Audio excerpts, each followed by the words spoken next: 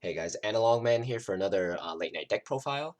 As you can see from the title, we are back with security control and security control in set nine's meta, basically. Um, as you know, the meta is shifting to just an OTK base. So basically, we've had to adapt the deck. It's very weird compared to the previous security control decks that we've seen since like BT4, 5, and 6. Especially 7 was weird, honestly.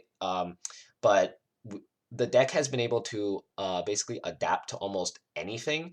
But the thing is of that with OTK, it wasn't a matter of DP reduction or just deleting something because almost everything at this moment has protection from something. And a lot of decks have been teching in Delicate Plan. So we have to essentially de escalate on our on our option cards. Basically, we still run a significant amount, but they're not there to basically like do super amount of damage. It's mainly to build a stronger security, which is the main thing of security control.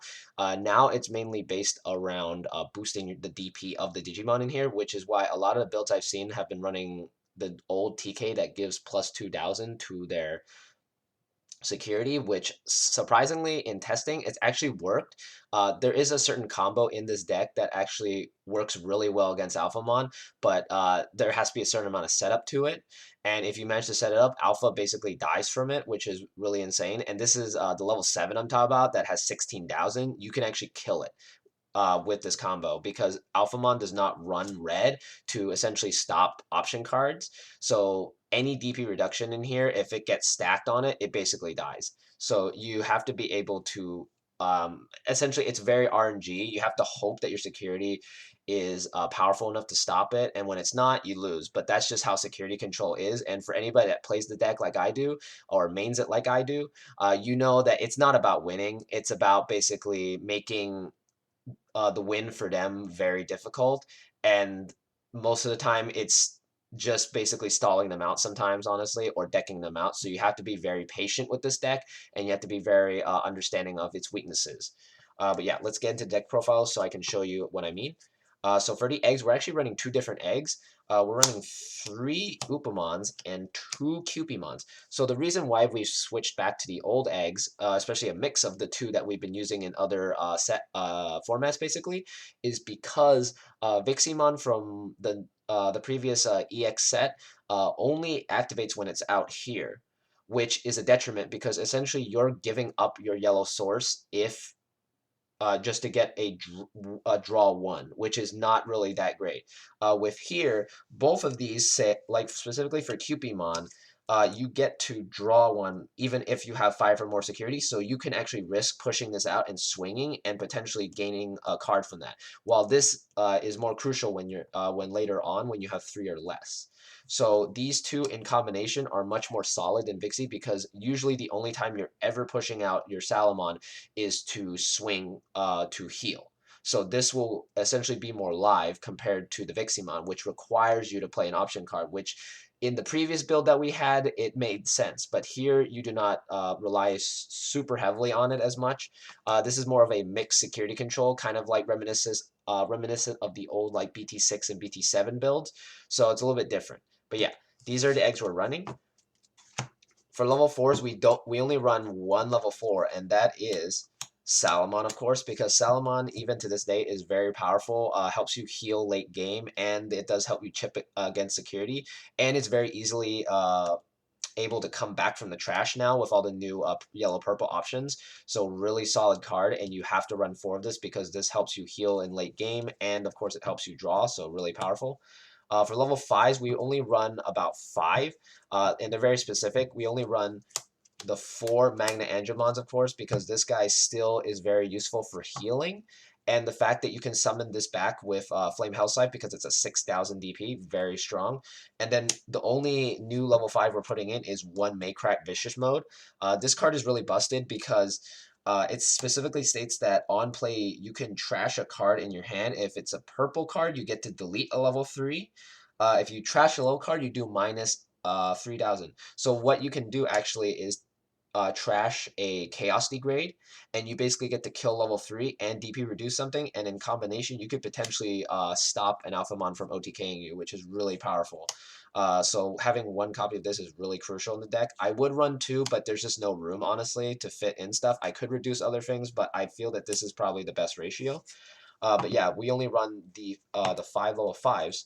For level 6s, we run a few more. We run one Juno, we run two Ofani fall down modes because you do want to heal and you want this to for retaliation and to basically grab back your level 7s that you basically mill into the trash.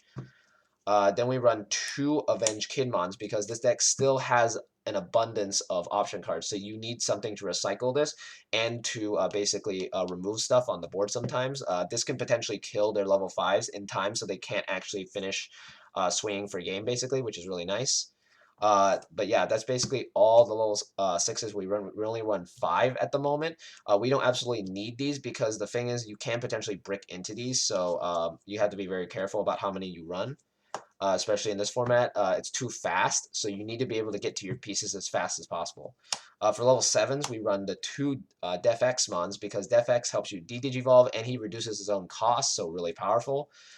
Then we run the one Crimson mode. Originally, I was running one more Crimson mode, but in testing, I was bricking a bit, so I reduced this down a little bit, so that way we have the 5 level 6s and we have the 3 level 7s that they can potentially hit into, so you have to be really careful about that.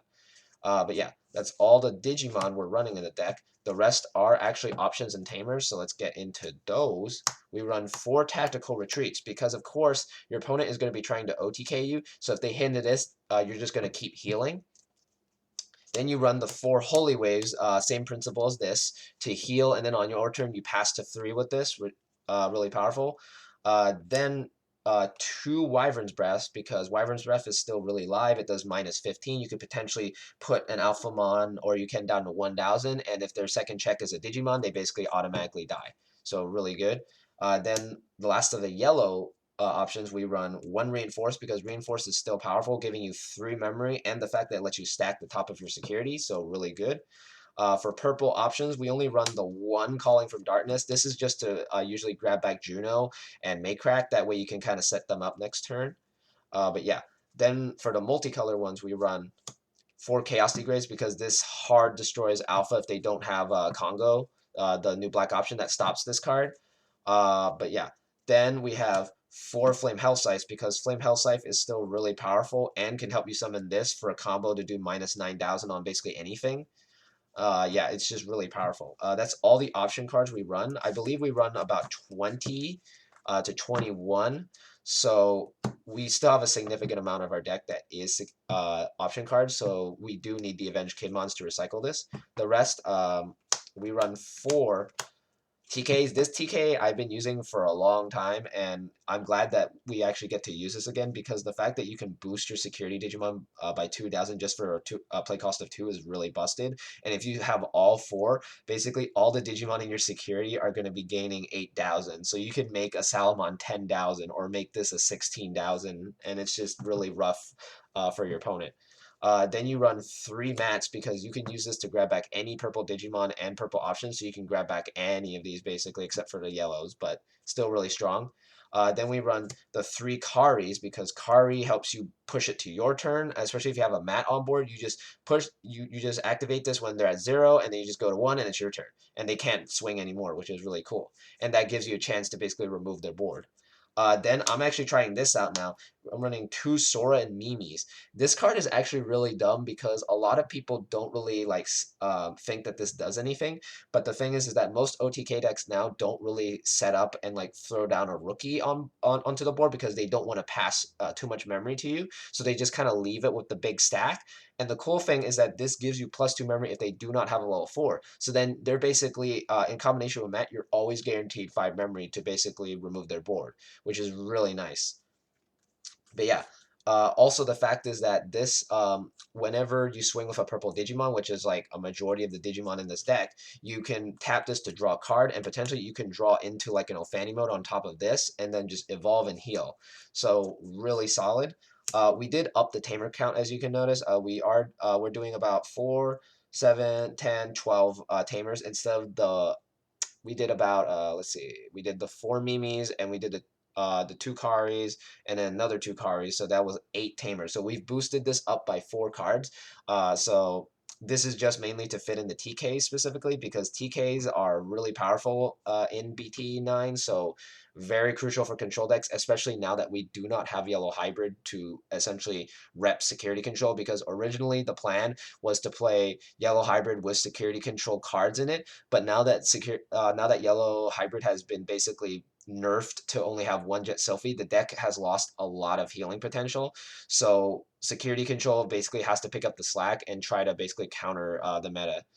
But yeah, this is what security control has to evolve into, I honestly believe, because with how fast the format is going to be, you need to have like cards that are really powerful when hit in security, just like back in BT5 and 6. You have to have a security that if they're hit, it's going to hurt them real bad.